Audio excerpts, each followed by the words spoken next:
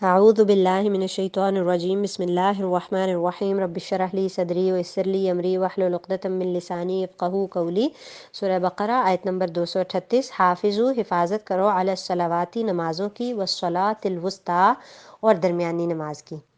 وقوموا اور کھڑے رہو، قیام کرو، للہ اللہ کے لیے، قانتین فرما بردار ہو کر، عاجزی سے۔ فَإِن پس اگر تمہیں خوف ہو، فرجالن تو پیادہ، او رکبانا یا سواری پر، یعنی ادا کرو نماز۔ فَإِذَا پھر جب تم امن پاؤ، فَاذْكُرُوا اللَّهَ تو ذکر کرو اللہ کا، کما جیسا کہ علمکم اس نے تعلیم دی تم کو، اس نے سکھایا تم کو، علمکم ما لم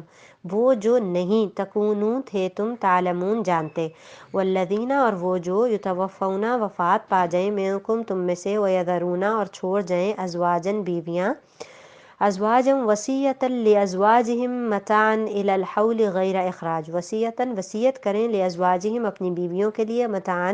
کہ انہیں فائدہ دیا جائے، الی الحول ایک سال تک، غیر اخراج بغیر نکالے۔ فَإِنْ خَرَجْنَا پھر اگر وہ نکل جائیں، فَلَا جُنَاحَ تو نہیں گناہ، علیکم تم پر، فیما اس میں جو، فعلنا وہ کریں، فی انفسہن اپنے نفسوں میں، اپنے تئیں، من معروف دستور کے مطابق، واللہ عزیز حکیم اور اللہ غالب حکمت والا ہے۔ وللمطلقات اور مطلقہ عورتوں کے لیے، متاع بالمعروف فائدہ دینا ہے، نان و نفقہ ہے، معروف کے مطابق، دستور کے مطابق، حقا علی المتقین حق ہے متقیوں پر۔ کذالک اسی طرح، یبین اللہ بیان کرتا ہے اللہ، لکم تمہارے لیے، آیاتی ہی اپنی آیات، لعلکم تاکہ تم، تعقلون عقل کرو۔ اب آیت نمبر 238 میں کہا گیا نمازوں کی حفاظت کرو، خاص طور پر درمیان والی نماز کی، اور اللہ تعالیٰ کے لیے بادب کھڑے رہا کرو۔ پیچھے جو آیات گزری ان میں خاندانی زندگی میں انسانوں کے حقوق کا ذکر ہے، اور یہاں اللہ تعالیٰ کے اہم ترین حق نماز کا ذکر ہے، کہ نمازوں کو ضائع ہونے سے بچانا ہے، اس کی نگہبانی کرنی ہے،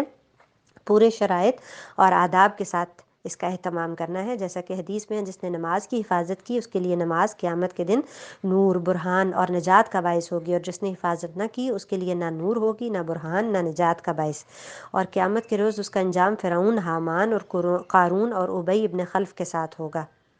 طبرانی کی حدیث ہے۔ اور مومنوں کے بارے میں تو قرآن میں ہمیں بتایا گیا نا کہ وہ اپنی نمازوں کی حفاظت کرتے ہیں، یہاں صلاۃ الوسطیٰ کا ذکر ہے، اگرچہ اس کے بارے میں مفسرین کے اور بھی اقوال ہیں اور نمازوں کی طرف بھی اشارہ کیا جاتا ہے، لیکن زیادہ اقوال عصر کی نماز کے بارے میں ہیں، کہ ابن عباس اور ابن مسعود کے مطابق بھی صلاۃ الوسطیٰ سے مراد صلاۃ العصر ہے۔ اور اس بارے میں ایک روایت بھی ہے کہ جنگ خندق میں عصر کی نماز قضا ہو گئی تھی، تو آپ نے فرمایا، نبی کریم صلی اللہ علیہ وسلم نے فرمایا کہ اللہ تعالیٰ ان کفار کی قبروں کو آگ سے بھر دے، انہوں نے ہمیں صلاۃ الوسطیٰ یعنی درمیانی نماز پڑھنے سے مصروف رکھا۔ تو پھر کہا کہ اللہ کے سامنے فرما برداری سے کھڑے ہو، بادب کھڑے ہو، خشوع و خضوع کے ساتھ اطاعت کا اہتمام کرو، بادب اللہ کے حضور کھڑے ہو۔ اگلی آیت میں فرمایا کہ اگر تمہیں خوف ہو تو پیدل ہی صحیح یا سواری ہی صحیح، ہاں جب امن ہو جائے تو اللہ کا ذکر کرو، اس طرح جیسے اس نے تم کو تعلیم دی، جس کو تم نہیں جانتے تھے۔